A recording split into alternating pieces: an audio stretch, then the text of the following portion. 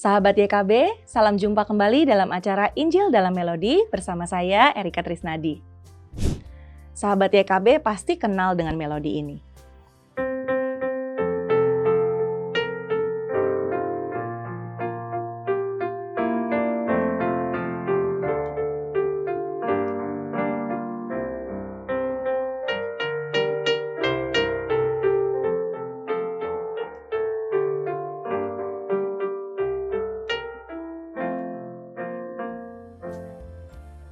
Nah, melodi ini tentu kita kenal dan diberi judul Jika Padaku Ditanyakan. Dapat kita temukan dalam Kidung Jemaat nomor 432. Nyanyian ini sendiri diciptakan oleh Dr. Alfred Simanjuntak pada tahun 1982. Dr. Alfred Simanjuntak lahir pada 8 September tahun 1920 di Parlombuan, Sumatera Utara. Dari tahun kelahiran beliau, kita dapat melihat bahwa Dr. Alfred mengalami hidup yang penuh dengan transisi. Antara masa kolonialisme Belanda, kemudian masuk ke masa penjajahan Jepang, kemudian masuk ke masa kemerdekaan Indonesia, dan tentu saja pasca kemerdekaan Indonesia. Dr. Alfred Simanjuntak lahir di dalam keluarga yang amat sederhana, di mana beliau merupakan anak sulung dari 8 bersaudara. Orang tua beliau bernama Lamsana Simanjuntak dan Cornelia Silitonga, di mana sang ayah berprofesi sebagai guru sekolah dasar di daerah tempat tinggalnya. Pada tahun 1928, Pak Alfred bersekolah di Holland Indische School di daerah Narumonda, Toba Samosir, dan lulus pada tahun 1935. Kemudian, beliau merantau ke Jawa Tengah, yaitu tepatnya ke kota Solo selama 6 tahun untuk menempuh pendidikan di sekolah Belanda dan kemudian menjadi seorang pengajar. Sejak kecil, Pak Alfred senang sekali bernyanyi dan bermain musik. Selama bersekolah, kemampuan bermusiknya kian makin berkembang. Hingga beliau mampu memainkan piano, organ, gitar, juga biola. Pak Alfred juga berteman dengan Cornelis Simanjuntak yang merupakan pejuang kemerdekaan Indonesia. Juga pencipta banyak sekali lagu nasional dan salah satunya yang kita kenal berjudul Maju Tak Gentar.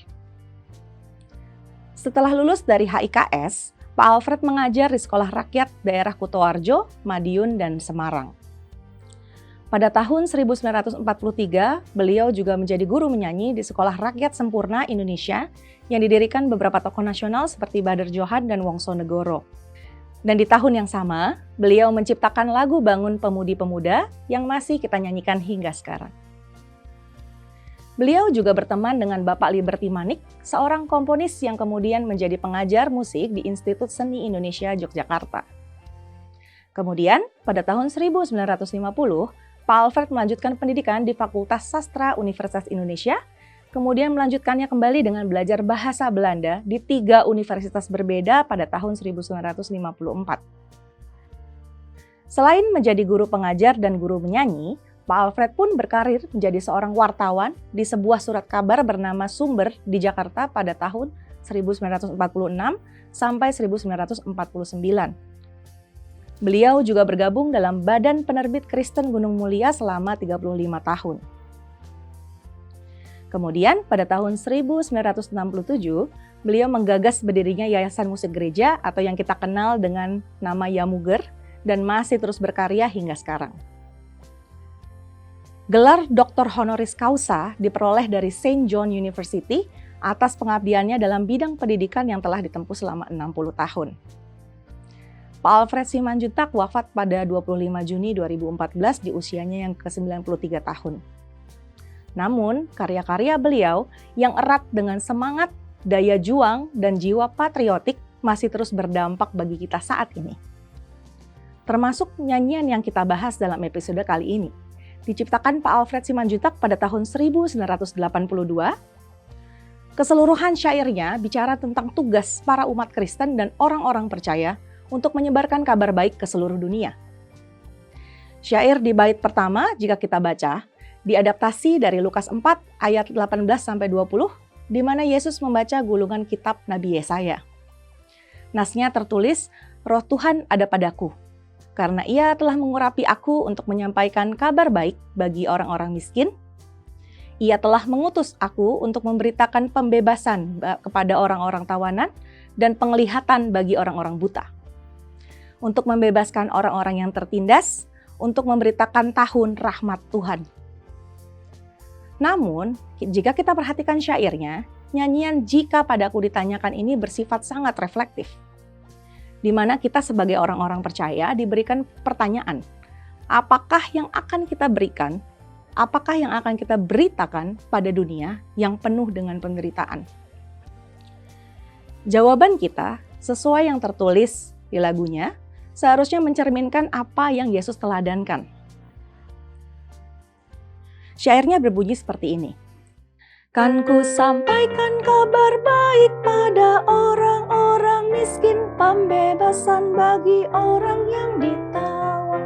Lalu lanjutannya, yang buta dapat penglihatan, yang tertindas dibebaskan, sungguh tahun rahmat Tuhan sudah tiba. Persis seperti apa yang Yesus bacakan dari gulungan kitab Yesaya tadi. Kemudian pada baitnya yang kedua, pertanyaan reflektif berikutnya kembali muncul. Sebagai orang percaya, apa yang akan kita sampaikan kepada dunia yang penuh dengan cobaan? Kemudian kita didorong untuk bersaksi tentang perbuatan Tuhan. Tidak hanya lewat perkataan kita, tetapi juga dengan karya untuk menyampaikan kasih Allah. Kalimatnya berbunyi, aku bersaksi dengan kata, tapi juga dengan karya menyampaikan kasih Allah yang sejati. Kemudian lanjutannya, telah tersedia bagi kita pengampunan dan anugerah, keselamatan dalam Kristus Putranya. Dan kemudian kedua pernyataan di kedua bait ditutup dengan, kerajaan Allah penuh kurnia itu berita bagi isi dunia. Nah, sahabat YKB, syair lagu ini berisi pesan yang begitu mendalam, dan dipadukan dengan nada yang cenderung ceria dan riang, sehingga mudah diterima oleh berbagai kalangan di gereja, terutama bagi anak muda di gereja. Sehingga semangat untuk menjadi saksi Kristus terus berkobar lewat karya-karya di dalam hidup kita.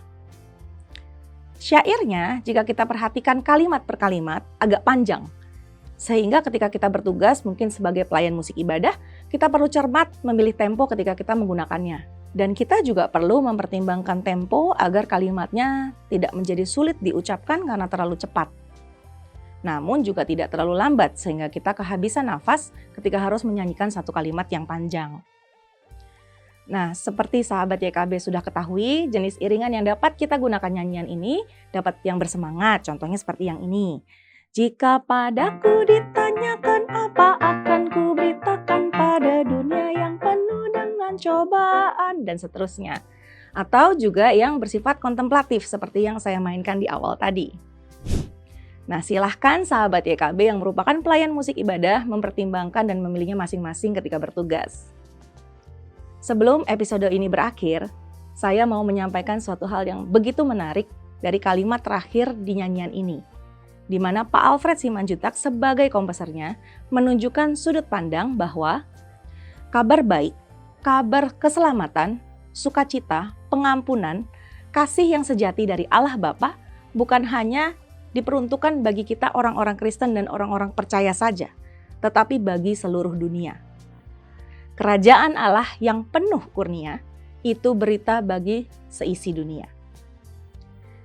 Semoga episode Injil dalam Melodi kali ini bermanfaat bagi kita semua, baik ketika kita menyanyikannya dalam ibadah maupun ketika kita bertugas sebagai pelayan musik ibadah. Sampai berjumpa lagi di episode lainnya. Selamat terus bersaksi dan berkarya di dunia. Tuhan Yesus memberkati kita.